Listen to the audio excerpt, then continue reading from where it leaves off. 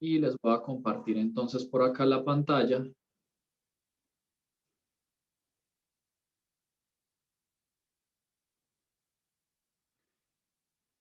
Nosotros en este momento en la plataforma ya tenemos habilitada la semana número 4. Dependiendo si nos alcanza el tiempo hoy después de las exposiciones, pues vamos a revisar un poquito el tema de las NIA, tanto la NIA 500 y la NIA 530 y la resolución 302, que lo vamos a ver si Dios quiere. Y con respecto a dos trabajos que tenemos, dentro de la concertación del curso, tenemos 4 trabajitos. El primero es la exposición del día de hoy, que tiene calificación. El segundo es un mapa conceptual que ya se los estaré poniendo en la plataforma para que ustedes identifiquen qué fecha tiene de presentación. También tendremos un ensayo y por último tendríamos una propuesta económica de revisor fiscal. Entonces, cuando ustedes entran en la plataforma, van a descargar primero este que dice revisoría fiscal en el sector público. Y antes de ir al texto como tal, quisiera preguntarles, ¿qué es un ensayo argumentativo? ¿O alguna vez han hecho un ensayo argumentativo? Pues, profe, ensayos sí hemos hecho por ahí, pero pues, la palabra argumentativo no lo había escuchado, pero sin embargo me imagino que es dar la opinión y argumentarla, me imagino yo. Exactamente. No, lo digo como ensayo argumentativo, no porque exista un ensayo argumentativo, sino porque todos los ensayos por lo general son argumentativos o por lo menos deberían dar una visión de la persona que lo está escribiendo. Y le pongo este énfasis de argumentativo porque en clases anteriores pues me han hecho un resumen o han leído el texto y sobre eso pegan pedacitos de este texto que tenemos en pantalla. Y eso no es lo que yo les estoy pidiendo. Les estoy pidiendo, por el contrario, es un ensayo donde ustedes argumenten su punto de vista. Entonces, normalmente cuando vamos a hacer un ensayo, lo primero que tenemos que hacer es saber qué tema vamos a aplicar. En el caso del nuestro, será la revisoría fiscal en el sector público colombiano. Importante anotar que en el sector público, que no sea de economía mixta, ninguna empresa pública está obligada a tener revisor fiscal. Pero entonces el profesor Andrés Colmenares nos indica en este escrito lo que, perdón, Luis Alfonso Colmenares nos indica en este escrito qué es lo que piensa él acerca de la revisoría fiscal en el sector público. Entonces, tenemos una mirada del señor Luis Alfonso Colmenares. La idea es que ustedes consulten otros autores a ver si concuerda de la tesis que él tiene frente a la tesis de otros autores y por lo menos uno más, y luego de eso ustedes van a hacer una tesis propia, dando un concepto con respecto a si la revisoría fiscal es necesaria o no en el sector público. Y lo van a argumentar diciendo el por qué. ¿Listo? Entonces, cuando abren este texto, la idea es que lean todo el artículo y sobre este artículo hagan el ensayo. ¿Listo? ¿Alguna duda con respecto a este ejercicio?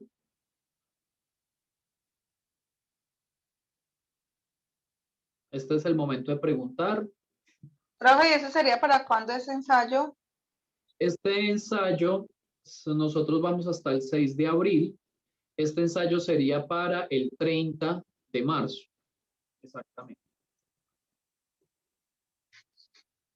El 30 de marzo. Bueno, ok. ¿Listo?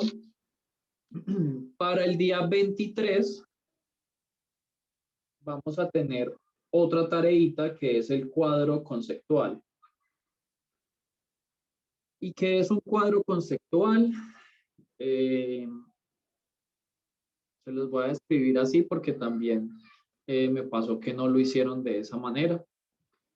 Entonces es mejor hacerlo de esta forma. Cuando ustedes van a hacer un cuadrito conceptual, normalmente van a traer, vamos a hacer acá, insertar formas. Hay una idea principal que para nuestro caso serán las normas aplicables a la revisoría fiscal. Ese es el tema de nuestro mapa conceptual, y de aquí van a desprender todas las normas que cobijan la revisoría fiscal. Entonces, por ejemplo, la ley 43 del 90, y van a explicar brevemente con cuadritos qué significa la ley 43 del 90 desde el punto de vista de la revisoría fiscal. Pero que también tenemos la ley 1314 del 2009, que introduce las NIF en Colombia, pero también tenemos el decreto 302 y también tenemos el decreto 2527. Todos esos documentos adicional de el Código de Comercio en sus artículos 200, 205, 6, 7, 8, 17, etcétera. Todos esos los vamos a tener en un cuadro resumen donde ustedes pueden ir a consultar qué van a encontrar en cada norma. Y ese normograma, digámoslo así, o cuadrito conceptual de normas, le van a permitir identificar cuáles son las normas aplicables. Ese trabajito es para el 23, lo pueden subir en formato PowerPoint, PDF, como ustedes quieran. Pero la idea es que tengan todas las normas aplicables a la revisoría fiscal. ¿Dudas con respecto a este? Profe, ¿para qué fecha es este? 23 de marzo.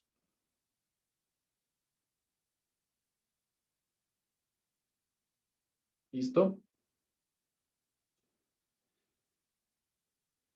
Y por último, vamos a tener otro trabajito que es el de... está acá la plataforma. Yo cerré la plataforma. Si yo cerré la plataforma, permítanme, yo lo busco acá.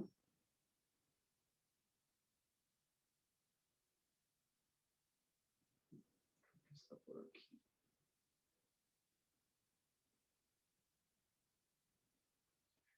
En la plataforma hay un archivo que se llama propuesta económica. Que no lo encuentro por acá dentro de estos archivos, y para no volver a abrir la plataforma. En esa propuesta económica, en una clase posterior, yo les voy a explicar cómo se hace una propuesta económica de revisoría fiscal. Esa propuesta económica es para el 6 de abril, el último día de clase, y ese día tendríamos parcial para finalizar el curso. La idea también es que lo suban a la plataforma, y básicamente ustedes tienen un esquema de cómo hacer una propuesta económica para presentarse como revisores fiscales ante cualquier empresa. Allí en la plataforma descargan ese archivo, y basados en ese archivo van a hacerme una propuesta económica como si yo fuera una empresa que está solicitando sus servicios. Esos son los 4 trabajitos que teníamos pendientes, y ese será entonces para el 6 de abril. ¿Listo? Igual ese tema de la propuesta económica lo vamos a ver un poquito más adelante en la clase. ¿Alguna pregunta, duda, inquietud, o todo está súper bien? Todo claro. ¿Todo claro? Súper, profe. Ok. Entonces vamos a dar inicio a las exposiciones del día de hoy. Tenemos Lehman Brothers primero, luego vamos a hacer Parmalat, seguido de eso Reficar, luego Enroll y luego Interbolsa. ¿Listo? Entonces ya ustedes pueden proyectar la pantalla de las personas que le corresponde cada una de las intervenciones.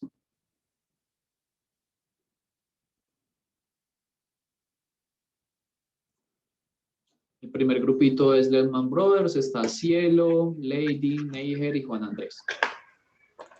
Profe, ¿me permite compartir pantalla, por favor? Ay, ok, déjame. Listo. Creo que ya está.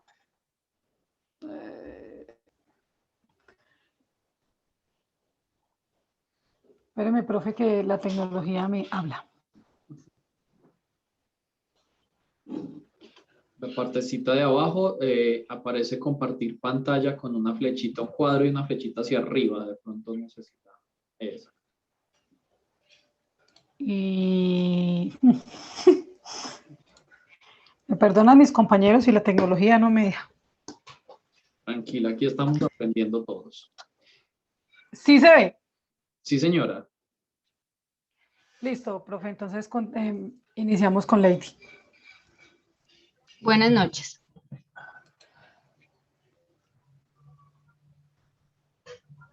Bueno, profe, a nosotros nos tocó Lehman Brothers. Ya sabemos que es un banco de los Estados Unidos, que fue el cuarto banco mejor del mundo y pues que tuvo su quiebra a raíz del problema que hubo interno. Entonces empezamos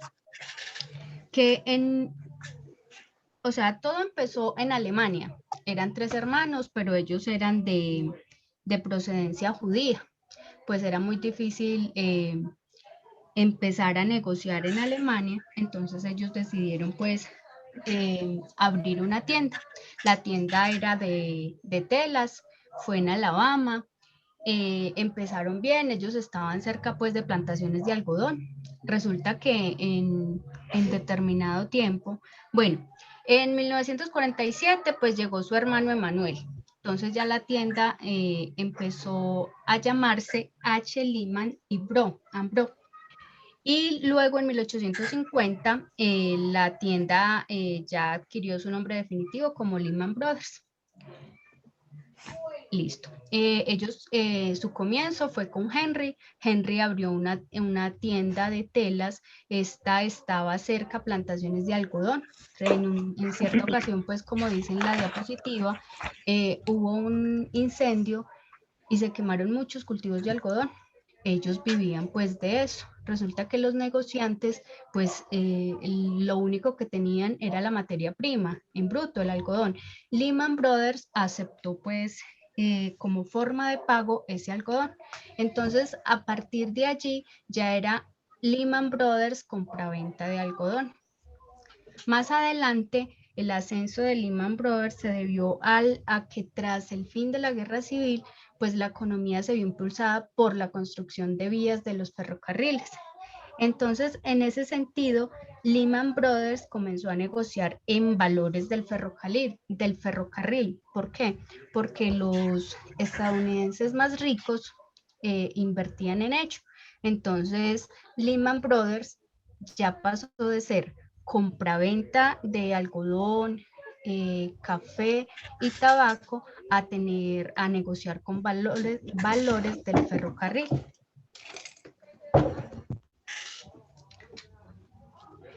En 1969, pues es como el desenlace de Lehman Brothers. ¿Por qué? Ellos se trasladaron a Nueva York. Entonces ya Lehman Brothers pasó de ser compraventa y adquirir pues los valores del ferrocarril a ser banco de inversión. Ya ellos tenían mucho auge y ya en Estados Unidos pues habían sido claves en la creación del mercado de materias primas. Pero en el siglo XX Lehman Brothers ya era uno de los mayores bancos de Estados Unidos y del mundo. Resulta que se murió ahí se me fue. Robert. Se murió Robert. Robert era pues en familia ya era el último. Él no tuvo no le dio como Descendencia. antes de morir, no tuvo una descendencia, pero que fuera familiar. Entonces apareció este señor Dick Bull. Resulta que la compañía a partir de allí se convirtió pues en dos grandes en dos grandes partes, por decirlo así. ¿Qué pasó? Uno era el mercado de banca de inversión. Ellos tenían inversores que confiaban mucho en ellos, y otro era el trading, o sea, la negociación bursátil. ¿Qué pasó con esto? El 11 de septiembre, con lo de las Torres Gemelas, el ataque a las Torres Gemelas, Lehman Brothers tenía las tres grandes, pues, oficinas en esos edificios. Ellos se tuvieron que trasladar. ¿Qué pasó en ese año, pues, con esto, con el miedo, con lo que pasó con ese ataque? La Reserva Federal de los Estados Unidos, pues, quería activar la economía. ¿Cómo la activó? Ellos bajaron el precio de los intereses a los bancos comerciales. Los bancos comerciales, por ende, pues ya podían ofrecer a las personas intereses más bajos y precios para hipotecas, precios para las compras y la adquisición de hipotecas, pues a un nivel más bajo. El pecado estaba en el 6%, ¿cierto? El interés que en el 11 de septiembre estaba en el 6%, la defensa, la Reserva Federal decidió bajarlo al 1%. Pues esto fue una gran oportunidad, sobre todo para Lehman Brothers, porque pues ya podían adquirir el dinero a la reserva a un interés muy bajo y ofrecerlo también a sus clientes a un muy bajo precio. Con esto, pues estaba el poder, señor. Te pregunto, ¿y más o menos eso cómo funcionaría en Colombia? Este tema de las tasas de interés y todo este tipo de cosas, ¿quién la maneja en Colombia? Yo entiendo que en Colombia la maneja el Banco de la República. El Banco de la República le presta a los bancos comerciales, que en este caso sería Bancolombia, Banco de Bogotá, Da Vivienda, ¿cierto? Entonces, los bancos centrales, ellos adquieren el dinero a un interés más bajo al Banco de la República. Y los bancos centrales ya nos ofrecen a nosotros préstamos, pues ellos tienen que pagar el interés al Banco de la República, pero también nosotros, o sea, es la cadena de valor. Nosotros pagamos el interés al Banco Central y también al Banco de la República. Entonces eso fue más o menos lo que pasó en Estados Unidos con la adquisición de bonos y con lo que hizo Lehman Brothers a los clientes. Para mí el problema de Lehman Brothers es que engañó a los inversores. Lehman Brothers era un banco de inversión, no un banco central como tal. Lehman Brothers engañó a los inversores. ¿Por qué? Porque los inversores confiaban plenamente en Lehman Brothers. Ellos iban y depositaban sus activos, su dinero, esperando pues esperando su ingreso. ¿Qué iban a ganar? Por eso que estaban invirtiendo. Pero Lehman Brothers, todo ese dinero o sea, entre toda esa guerra que había de poder interno, empezaron a adquirir las casas, pero no a título de Lehman Brothers, sino a título para ellos. Ellos estaban volviendo ricos a raíz de los inversores. Esa es la manera en como yo entendí lo que pasó con el banco. Y pues ahí ya mis compañeros van a explicar qué fue lo que siguió. Profe, continúo, qué pena.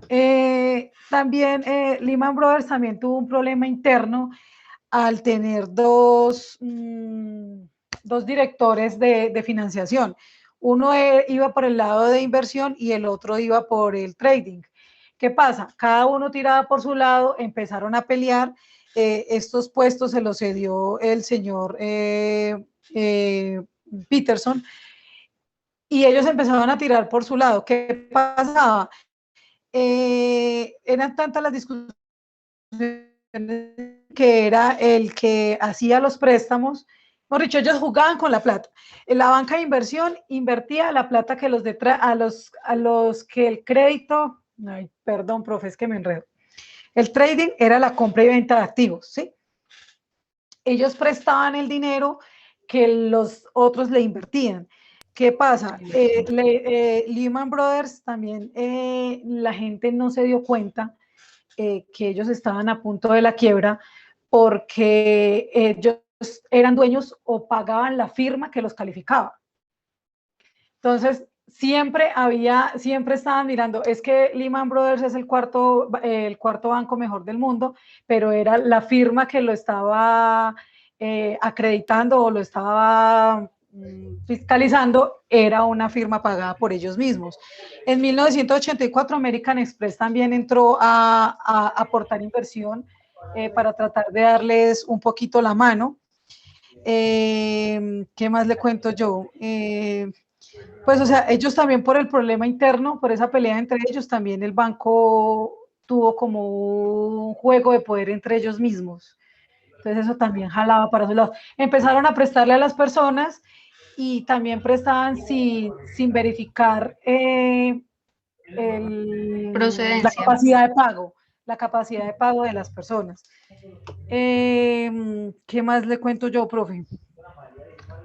Ellos terminaron con una deuda de 639 millones, perdón, 613 millones en deudas y 639 millones en activos. Entonces, pues prácticamente la quiebra era inminente. Profe, y los inversores creían que comprar una deuda de Lehman Brothers era invertir, o sea, era una muy buena idea, pues Sí. ya que lo que pasó, el pecado más grande también es que había un tercero que también ganaba, que eran las agencias de riesgo. Entonces, por ejemplo, una era la AIG. Lehman Brothers le pagó a esta aseguradora, entonces los inversores creían que todo iba bien, cuando en realidad nada estaba controlado. Eso se volvió, fue una guerra de poder interna y pues después fue que estalló. Ok, y en este orden de ideas, entonces, de las preguntas que hicimos de la exposición, supongo que Neiger y Juan nos van a dar respuesta de esas preguntas. Profe, también hay cositas que aportar ahí, profe, no que estamos dando el turnito. Ah, ok, listo. Que es que ya se nos va a acabar esta sesión. Sí. De nuevo, recordarles que simplemente dan clic en el mismo link y volvemos a reiniciar. ¿Listo? Listo, profe, hágale. De ahí sigue Juanito. Buenas noches. Profe, pues ahí cabe anotar también, digamos, de que la quiebra también se dio fue por una llamada hipoteca subprime, que pues eso consistía, digamos, en poder darle, digamos, créditos de hipotecas a personas como tal que no tenían como mucha solvencia económica para la adquisición, digamos, de vivienda. También fallaron en la parte en que no tenían el control, no verificaban, primero que la información, digamos, que la persona que iba a solicitar el crédito fuera verdadero. Pues creo que eso es una de las primeras fallas. Y lo otro fue que no le hicieron el seguimiento para saber si la persona en realidad sí podía pagar, o sea, que no se iba a quedar corto. En cuanto, digamos, funciones de la revisoría fiscal, que pues encontré 10 como tal que están en el código 207 del Código de Comercio. Pues el primero como tal, que es cerciorarse de que las operaciones que se celebren o cumplan por cuenta de la sociedad se ajusten a las prescripciones de los estatutos. Pues esto a nivel de Colombia se puede aplicar, pero digamos a nivel de ellos, como nos dimos cuenta, ellos empezaron primero como una compraventa de algodón, luego se fusionaron y lograron, digamos, adquirir parte del ferrocarril y ya después se convirtieron, digamos, ya en un banco de inversión. Entonces, digamos, ellos dentro de su empresa, pues la revisoría fiscal no pudo tampoco darse cuenta de esto, porque pues muchas de las cosas que ellos hicieron, digamos, al beneficio de ellos mismos, no tuvieron en cuenta, digamos, el mercado, porque dentro de lo que se leía, que el problema no se hizo más a nivel contable, sino a nivel administrativo, o sea, a nivel ya de las personas que estaban a cargo. Velar porque se llegue, señor. Perdón, lo interrumpo ahí, Juan. Entonces le pregunto. O sea que vamos a suponer que Lehman Brothers tenía su sucursal en Armenia o en Colombia. el revisor fiscal no se hubiera podido dar cuenta de la situación que estaba viviendo de quiebra el banco. Según lo que tú me estás diciendo, no era El revisor responsabilidad de fiscal él. sí, obviamente se tiene que dar cuenta, pero pues también entra ahí, digamos, que el revisor fiscal haga su trabajo, porque ese es un revisor fiscal que simplemente está ahí como por estar o está simplemente nombrado, pero no se centra en revisar, en auditar y no solamente la parte contable, eso también, como nos dice usted y nos recalca mucho, la revisoría fiscal tiene que estar en todo lado. Exactamente, Entonces, el perfecto. revisor fiscal falló bastante porque, pues, de darse cuenta, sí, simplemente se quedó callado. O sea, para mí es eso, actuó de mala fe y lo que hizo fue como dejar que la empresa siguiera su rumbo y hacerse de la oreja mocha. Literal, fue así. ¿Qué más? No, pues yo creo que en general así, pues, o sea, el revisor fiscal sí tuvo su valencia y fue mucha, porque pues si hubiese sido, digamos, controlado desde un principio y se hubieran llevado, digamos, las cosas al orden de la ley, eso no hubiese pasado, porque pues ya de tener 639 millones de dólares en activos y 603 en deuda, la verdad, eso sí ya es insostenible. Entonces, pues, eso es. Listo, profe, ahí como que sigo yo a escarbar con lo que me queda ahí. Profe, pues lo del Lehman Brothers, pues fue un caos a nivel mundial, ¿cierto? Pues eso afectó a todo el mundo. ¿Por qué? Porque hubo muchos factores o variables que acomodaron a que esto se presentara. Factores externos como el Estado, que el Estado antiguamente habían restringido los bancos de las bolsas de valores. Y luego el nuevo mandato dijo, ya el banco puede volver a ingresar ahí, entonces en Estados Unidos se presta para maniobras malas, como le pasó a este banco que llegó a ser el cuarto banco del mundo. Ellos lo auditaba una empresa que llamaba Ernest Young, y ellos, ¿qué pasaba? Ellos los auditaban desde el 2001 hasta la quiebra. Ellos omitían información con el fin de venta de cartera, o sea, venta de las deudas del banco, qué pena, son las deudas. Pues la gente dirá que qué banco quiere comprar una deuda, resulta que ellos vendían las deudas y se comprometían a pagar un alto interés.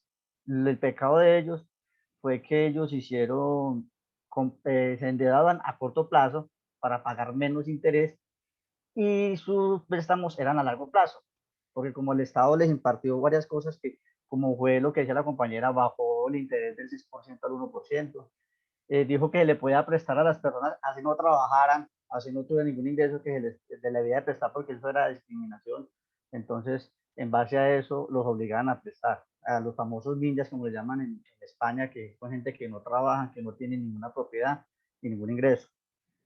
Y que ellos, como tenían buen dinero, porque estaban apadrinados por el Tesoro Público de Estados Unidos, ellos se hicieron de confianza, entonces empezaron a regar dinero y empezaron a pedir prestados, a vender las deudas a los bancos de España, de Inglaterra. Por eso el colapso fue tan grande, porque ya cuando ellos vieron que no tenían liquidez para pagar ni nada de eso, entonces ya los bancos empezaron a pedir pero demasiado tarde. Los préstamos se basaron por tecnología, o sea que no había un asesor que, lo que decía usted en la clase pasada, usted va al banco y le dicen, ¿usted qué ingreso tiene? No, simplemente era una plataforma, usted metía su nombre y como no le podía discriminar a nadie, entonces le prestaban a cualquiera a largo plazo. Entonces, ¿qué pasa? Al prestar a largo plazo, el riesgo es más grande. El interés, como el Estado no lo dejaba subir al 6% y no al 1%, ellos ¿qué hicieron? Maquillaron el precio de las viviendas, o sea, lo inflaron, le prestaban a usted 1 millón por la vivienda y ponían en los balances de que valía 70 millones, un ejemplo. Entonces, ¿qué pasa? Esto hacía de que usted tenía mucho dinero, una cartera muy grande, y resulta de que eran mentiras. Cuando hubo la explosión esta, cuando hubo a regir las casas, pues una casa no daba el valor real que ellos tenían en los balances. No hubo estudios crediticios, no hubo un seguimiento externo del Estado. El Estado, cuando se dio cuenta de esto, fueron a tocar a los sectores del Estado, estaban en pijamados, no sabían del tema, estaban dormidos. A pesar de que ellos después de eso sacaron una ley que se llama la ley SORPES, como para reforzarla para este caso donde no dejan que un banco tenga tanto poder ni tanto crecimiento, o sea, le limitan el crecimiento del endeudamiento.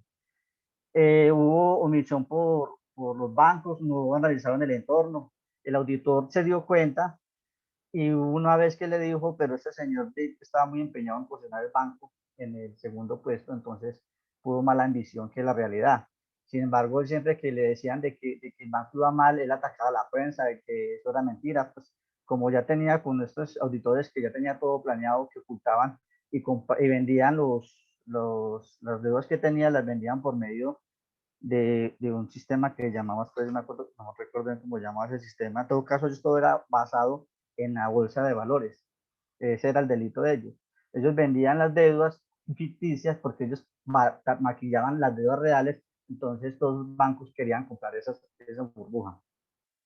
No exigían cuota inicial para la compra de viviendas, que eso es un gran apalancamiento para los bancos. Usted recibe una cuota inicial y con eso se sostiene. El Estado prohibía que le exigieran un monto y pues lo que decía ahora, como no decían el monto, entonces elevaban el valor de eso. Las seguras de riesgo que invertían ahí también tenían inversión en las casas, era más grave. ¿Por qué? Porque la segura de riesgo era la que le daba la fiabilidad a los del exterior de que si era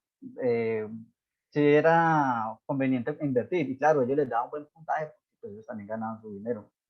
El Estado también participa por medio de dos figuras también, donde compraban las carteras de ellos para ganar más dinero. El Tesoro Público quedó líquido porque como es que estalló de Lehman Brothers, pero habían 3 bancos por encima que estaban quebrando también y que el Tesoro Público los tuvo que rescatar, entonces se quedó líquido. O sea que si el Tesoro Público no participa, el impacto ha sido mucho más grande. O sea, para un país es muy fuerte que un banco se le quiebre porque el país pierde solidez, pierde credibilidad.